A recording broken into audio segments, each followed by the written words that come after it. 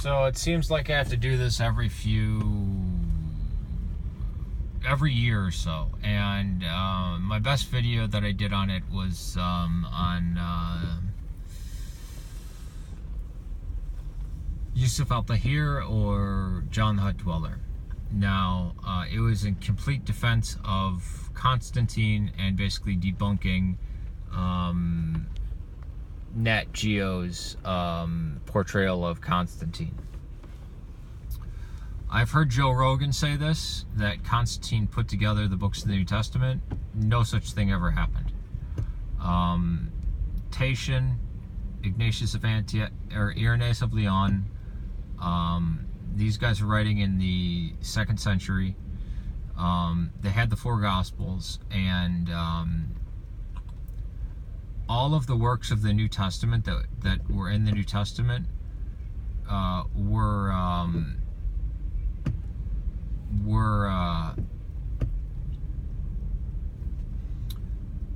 completed by the end of the 1st century. There's a possibility that 2nd Peter wasn't, but all of these works are getting quoted a lot by the church fathers. These were the ones that were widely used. Nobody controlled, there was no worldwide empire that controlled from India to England, Ethiopia to, beyond the borders of the Roman Empire up into the Vandals. In fact, the Council of Nicaea had nothing to do with what books would go into the Bible. It had nothing to do with the Trinity. It didn't even have to do with really with Christ's divinity so much as it was his relationship to the Father, whether it's homoousios or homoiousios.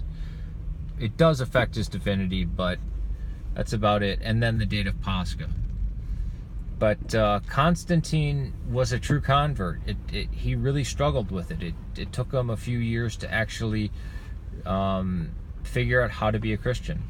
And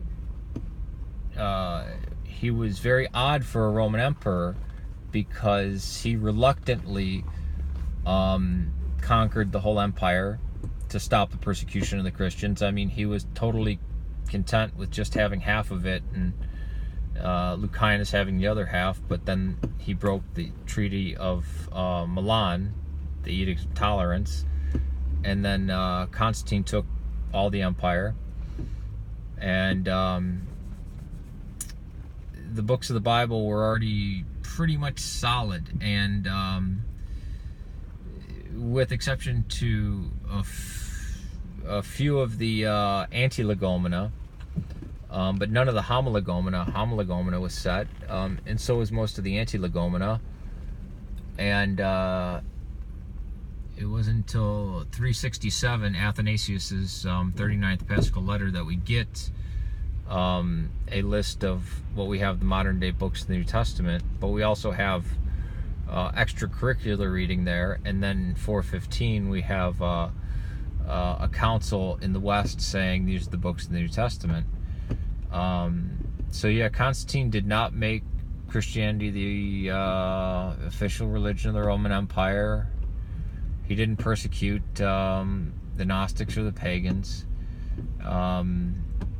He was extremely tolerant. He was, I mean, there's really nothing bad you can say about him, and he was extremely brave.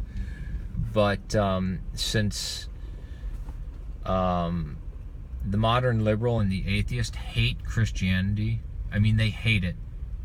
Like, they'll defend Islam before Christianity. Like, they despise Christianity worse than anything. Christianity is the worst thing in the world for them, so they can't say anything good about it. So Constantine either has to be portrayed as a hand-wringing, mustache-twirling,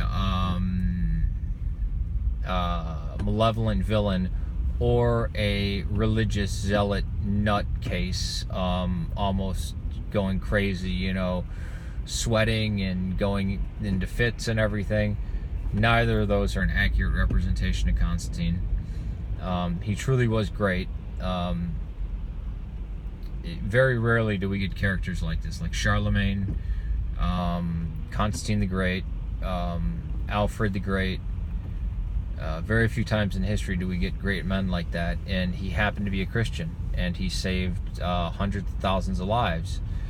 But since they were Christian lives, they don't mean shit. And I don't mean to play the martyr card here, but I mean, we're the most persecuted religion on the face of the earth. I mean, those getting slaughtered in India, in the Middle East, in China, in North Korea, in Malaysia, in Indonesia, in Africa, in Egypt. It's in the Middle East. It's horrifying.